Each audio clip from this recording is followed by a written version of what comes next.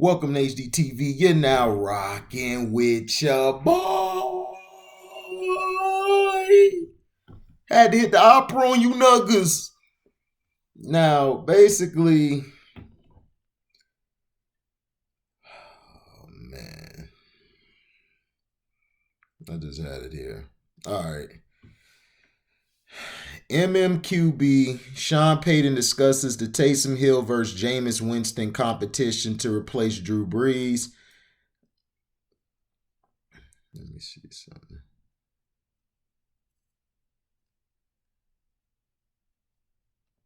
Okay. The Saints coach talks about how the team prepared well in advance for his longtime QB's retirement. Plus, the NFL's new plan to grow internationally, scouts dish on Justin Fields' Pro Day, non-QBs who helped themselves at Pro Days, and more. It was 8 or 9 days ago, 2 weekends after Drew Brees made his retirement official, that the now ex-Saints quarterback and his coach of 15 years, Sean Payton, were playing 18 holes. They talked about their kids, they talked family and work schedules, they talked like old friends would, and despite the major page turning that had just taken place, Payton doesn't recall a day of golf now like it was any more significant than any other round. And so along those lines, as Payton and I talked on Thursday afternoon, when I asked whether Brees wanted an update on the Saints quarterback situation, the coach who'll be guiding it answered that really that wasn't even necessary. Oh no, he's real close with these guys, Payton said. He's been on top of this, and we've been on top of this for a lot longer period of time than anyone else. Indeed, March 14th didn't come out of nowhere for anyone with a key card to team's Metairie, LA facility. I'm assuming Brees still works, nor were the Saints ever going to be caught off guard at the game's most important position, as the greatest player in franchise history worked toward the end of a historic career. In fact, if you paid attention, the work Payton and GM Mickey Loomis have done traces all the way back to spring of 2017. The previous September, with the 5-year, $100 million deal done in 2012, set to expire, the quarterback and team struck a 1-year extension. It was the first in a series of short-term team-friendly deals. He did another in 2018 and in his final one last year. That basically signaled the quarterback designating himself as year to year. So Payton and Loomis dug into the 2017 draft class and fell one pick short of landing Texas Tech phenom Patrick Mahomes, whom Payton had fallen for, then a few months later put in a waiver claim on intriguing Packers exile named Taysom Hill. And as was the case with Mahomes in 2017, the Saints had affection for Oklahoma's Baker Mayfield in 2018, but landing him as Mayfield's stock rose was never all that realistic, which played a part 4 months after that in the team flipping a third-round pick to the Jets for Teddy Bridgewater. I think that would be fair, Payton said, to say we've been in the quarterback business, which is to say, no, Brees didn't need an update because he's been sitting front row for this whole time. And yes, the Saints have prioritized being prepared for Brees to walk away for nearly half a decade now. But all that doesn't make what'll happen the next few months in New Orleans any less significant. We're fully into draft season, and this week's MMQB is chock full of draft stuff and a few other items of league business that'll be important for you. No, inside the first Monday morning column for the month of April. So we'll also have some items of interest on the Falcons, Lions, and Patriots, focusing on the draft project process for each from different angles, but we're starting with Saints franchise that's set to move into its next era. So let's see.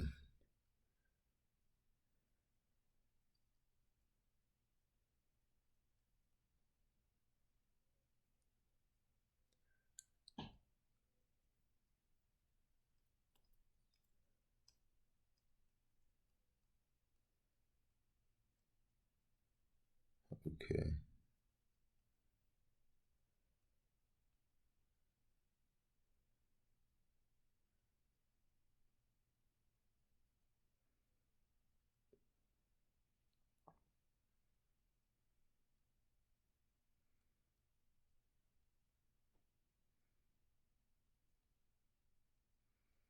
Okay, so let's see.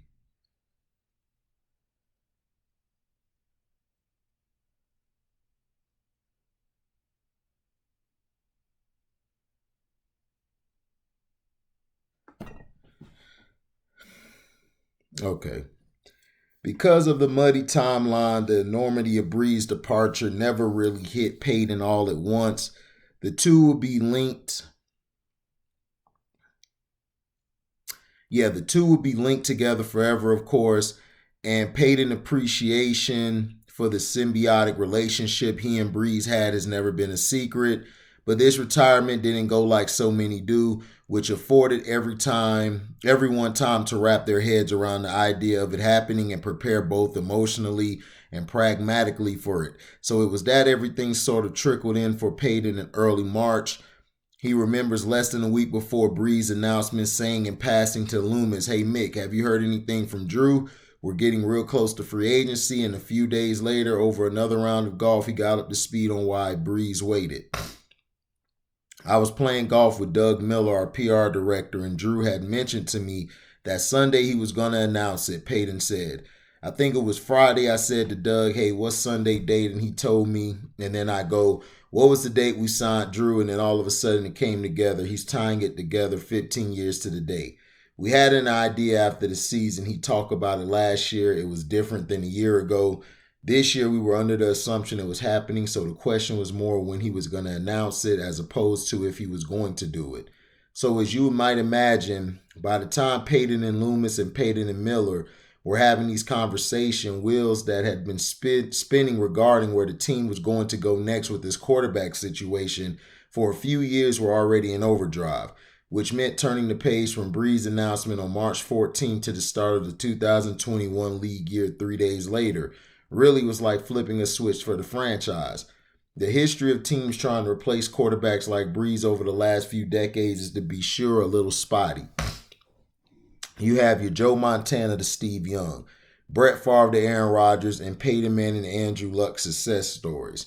But far more common are stories like the post-Jim Kelly Bills, the post-Dan Marino Dolphins, or even the post-John Elway Broncos, who kept winning at a nice clip under Mike Shanahan, though they had to keep looking for a quarterback. Last year showed even the mighty Patriots aren't immune.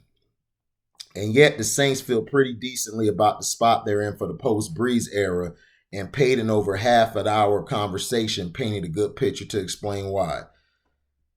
At one point, I mentioned to Payton how I'd always heard the Patriots' offense became bastardized over the years, really morphing to be Tom Brady's system more than New England's system. As I brought that up, Payton knew where I was going and jumped in to say that, yes, it was fair to say that had happened in New Orleans to a degree as well. But then he mentioned how the Saints, because Brees went down for a month in 2019 with Bridgewater coming in for him, and down for another month in 2020 with Hill coming in for him, have already had to reckon with how an offense made to fit number 9 like a glove would do with another set of hands at the wheel. Those were stretches of 5 and 4 weeks. Payton said there are certain things that you begin to do and you take for granted, and then when you go back through it all each year, there's a little evolution to what you do offensively. Drew played a big part in that relative to us building on it. And that 5-game stretch with Teddy, it was, hey, let's not just try to throw it out there. We treated it differently. The offense was the offense. The communication, the system is no different than an iPhone and an Android. So their terminology that stays constant, there's all of that. But it's trying to look at what the players' strengths are and how can we try to win each game. The one thing, having gone through that, clearly Drew is someone who's a winner and he understands and appreciates what it takes. Then Payton added, Teddy's the same way, and I think Taysom and Jameis clearly would put that ahead of any individual statistic too. But before we get to that, know this, Hill and Winston, and maybe a rookie, which we'll get to, will be very much in competition through the spring and probably most of the summer too. Absolutely, Payton said, adding more time for emphasis. Absolutely, they're not starting from zero. They're both starting from 500 or 1,000 or 1,500. We've got information. Both of these guys we view as really good players. We're glad they're with us and in our building, and we're excited to work with them. So then the next question is how Payton will make the decision. When decision time comes, the Saint coach was hesitant to answer that one at first. because he wants to maintain flexibility and will be a detailed process, but he did again emphasize that serving the rest of the team will be paramount. The most important thing is leading this team, leading the offense to scores, protecting the football, and scoring. He said there are certain commandments that we think are real important. Both of them have shown great leadership skills. Both of them have been very unselfish. It's been a really good room here for a while, even back when Teddy was in the room.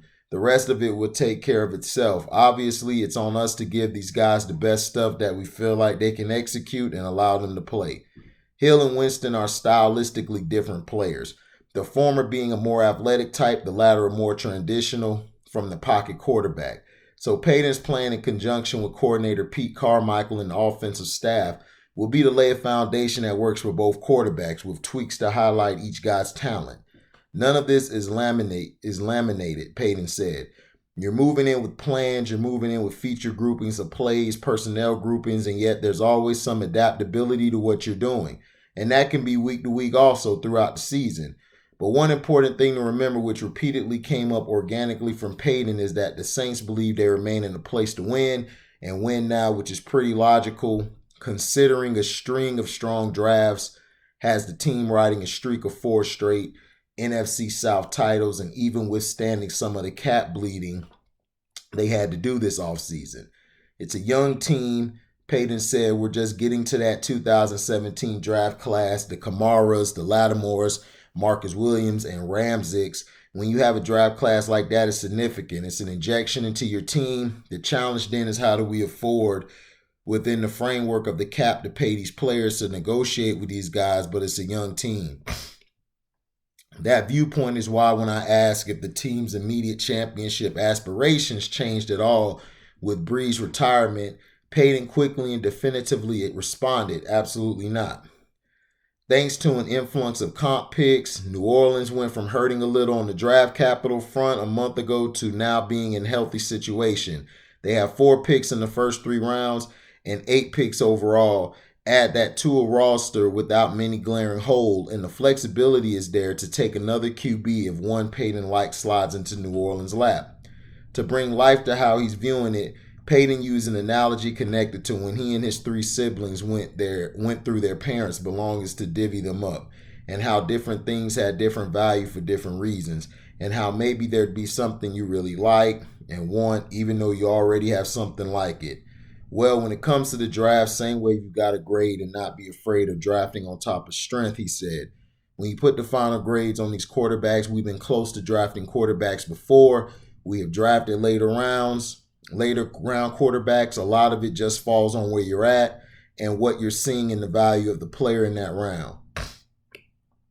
That way everyone knows that what they're getting themselves into, and as Payton said, there are guys competing for the job who aren't starting from zero and are still in New Orleans because it's where they want to be. At the time we signed Jameis, we got in to see a lot more of Taysom, and we've seen him now in a starting role, at least for 4 games, Payton said, and then we had that exposure to Jameis. And I've said this, that was really good for us and equally good for him to evaluate us, to evaluate our system, our culture, all those things. He had a handful of other opportunities both last year and this year. Now each side is trying to put their best foot forward. Even better, both those guys got to see where Brees set the bar and as such know the expectation within the organization for the position they play. And it's not only that, it's a schedule, it's a work ethic, it's a preparation, it's all of those things, tempo. Payton said when you're around someone over a period of time, you begin to learn certain things where you're like, man, that's pretty good. And so I think it's an education, and it's been an education for both those guys.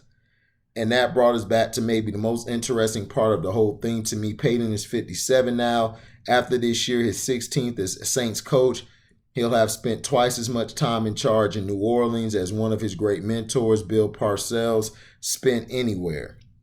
His resume should put him in play for the Hall of Fame one day, and his place in Louisiana sports history is secure. But to me, this feels like one of those opportunities where a quarterback guru like Payton can separate himself. So I asked Payton flat out if the challenge in front of him, with all due respect to Brees' greatness, gives him a good jolt.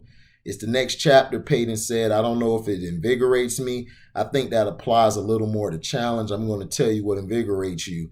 What challenges you is when you find out your running back room is out for the game against Carolina. The whole running back room. You're upset. You're frustrated. Like, holy cow, not just Kamara, all the halfbacks, the fullbacks, and now you're moving the tight ends on third down. That's a challenge, winning a game like that. A transition like this, man, it happens at so many other positions. It's obviously more significant because it's QB and because someone like Drew.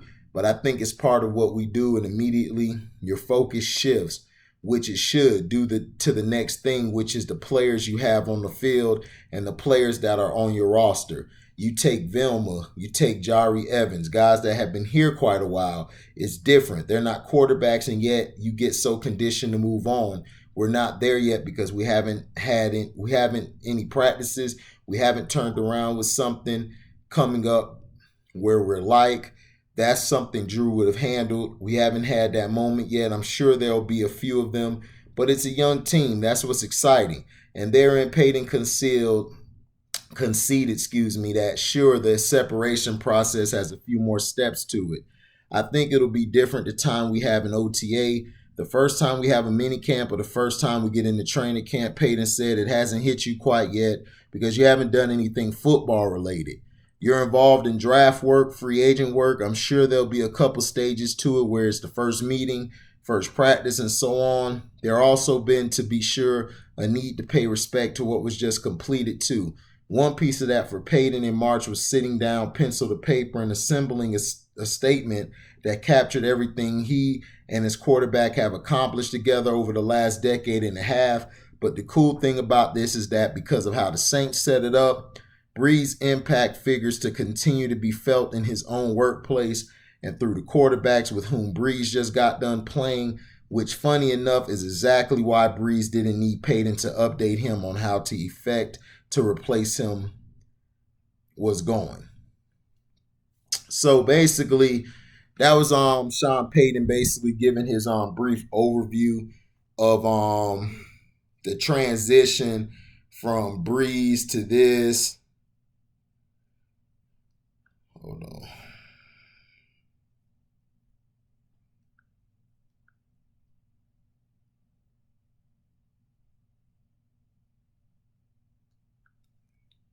So, to me, what the Saints are gonna come into the problem is Sean Payton's problem to me has been he overcoaches or he overthinks himself too much instead of just doing what he needs to do.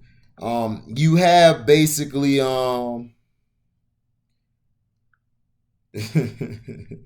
Stephanie, you funny. Stephanie Williams, you are funny. Now, to me, what Sean Payton has to do, he has to incorporate what he wants to do. To me, you need to transition to a running team. You got Alvin Kamara, you got Murray, you got Taysom Hill. I will let Taysom Hill be a gadget player. If he doesn't want to be a gadget player, let his ass go.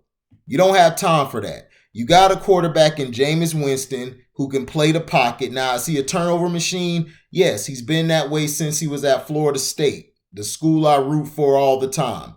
He had his ups and downs, but you have to understand, Jameis came into the league with Lovie Smith. He played good under Lovie Smith. The second year, they did kind of average, didn't play too bad. It's when he started going with these other coaches where he went downhill, like a Bruce Arians. And before Bruce Arians, it was that other coach. I can't think of his name, but he was trash too.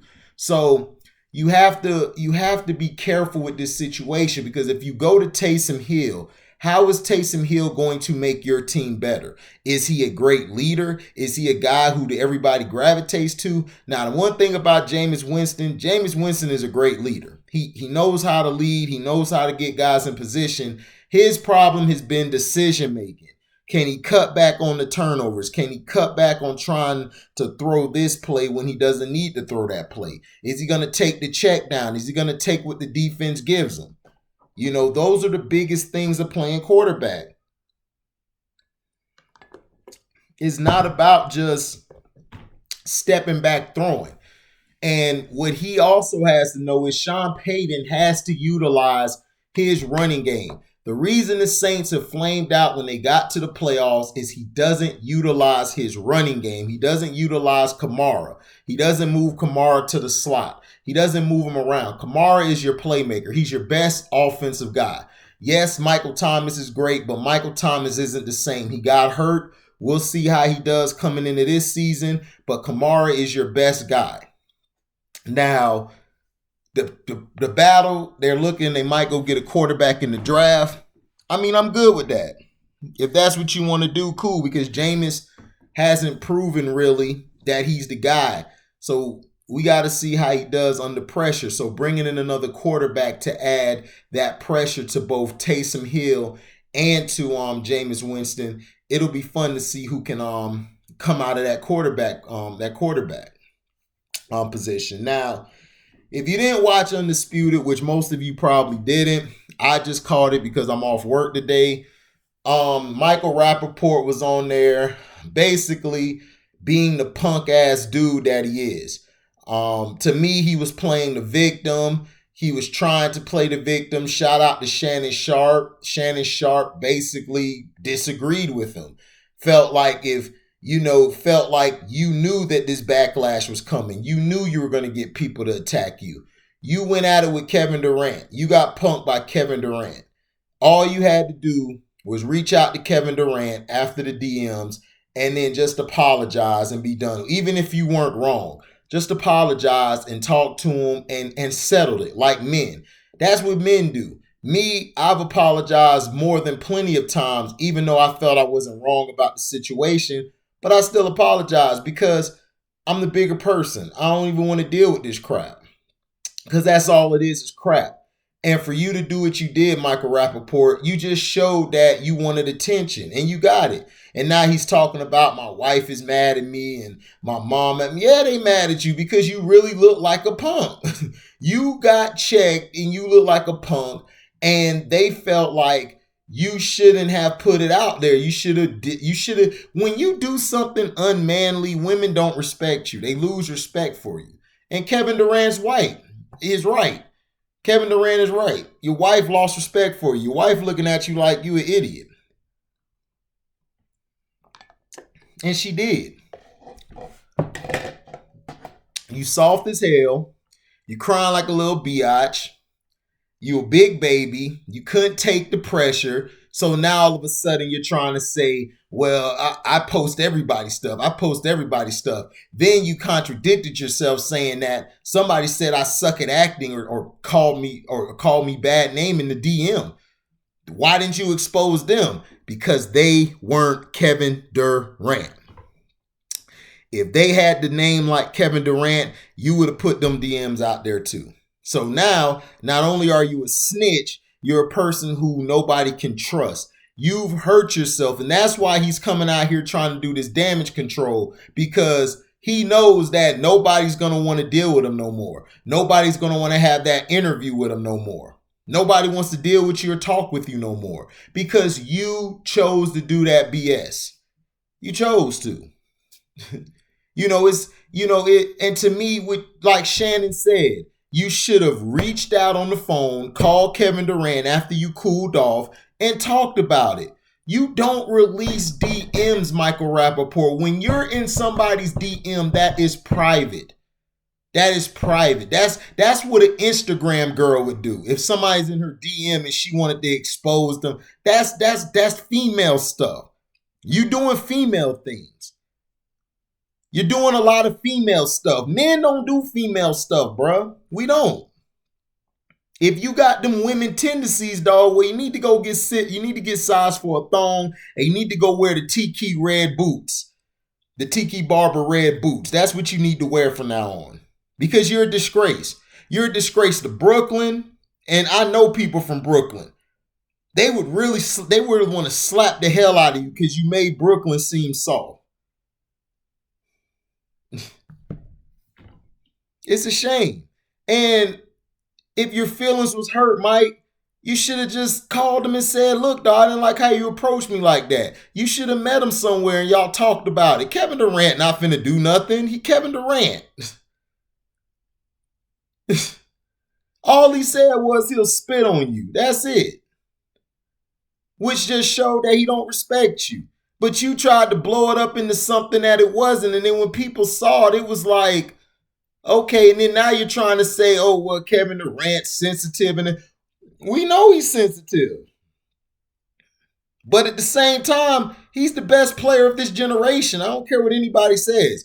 He's the greatest player of this generation. He is. And then you have Kyrie Irving to me. Those are the two best of this generation that just passed, this past decade. Yeah, I love Steph. Steph is great, but no, Steph's not better than them two. And it's proven, nor LeBrownies. So for you to do what you did, man, that was very disrespectful. You didn't go at Curry like that. You didn't hit LeBrownies up in the DM like that. Why you ain't go at LeBrownies? Oh, I know why. Because you didn't want to get banned from the league. Because you know he would have banned your white behind from the league in all games. You wouldn't have been able to do anything. You wouldn't have did nothing. You would have been just sitting there like, I messed up. I really messed up. Yeah, you did. You effed up. And I don't take your side. Steven Jackson said straight up, you a snitch, bro. Matt Barnes said straight up, you a snitch. And Steven Jackson and Matt Barnes are real disappointed in you. A lot of these black athletes are very disappointed in you. And then you had your white buddy come and say, I can't believe Kevin Durant said that. Like, come on. Like, y'all ain't never seen cuss words before. Like, look, you messed up. Stop playing the victim role. Stop milking this. You lost a lot of clients behind this, and it's going to be hard for you to get them back. You should have been a man and talked to Kevin Durant like a man and ended it and been done with it. That's all you had to do. What's all of this? You going back and forth. You know Kevin Durant's sensitive. This is what I don't understand. You and the media and everybody know Kevin Durant's sensitive, but y'all don't care. Y'all still going to attack him because y'all know it bothers him. Y'all know it bothers him, so y'all going to keep doing it. Y'all don't care about Kevin Durant. Y'all just want to bother him because right now he's one of the greatest, if not best players out there right now. So you guys want to do everything to tear him down because you want him to be the villain to LeBrownie's hero. And it's like, come on, dog, stop it. We need to get past all this crap. We need to get back to real basketball and real sports. We need to stop with all this foolery, or what my Jamaican brethren say, the foolery. We need to stop with all of that because there's no place in business for that. There's no place out here for that. We don't need that. That's lame to me. If you're getting mad because he cussed you out, if you can't dish it, don't get in his line of work because it's going to come back to you tenfold. Thank you for listening. Like, comment, subscribe, share this. Hit the notification bell to select all to receive upcoming notifications. And if you like what you hear, you can donate to the page. You can cash at me at the word welcome, the number 2, and then HDIITV. Thank you for listening, and we out. Deezy.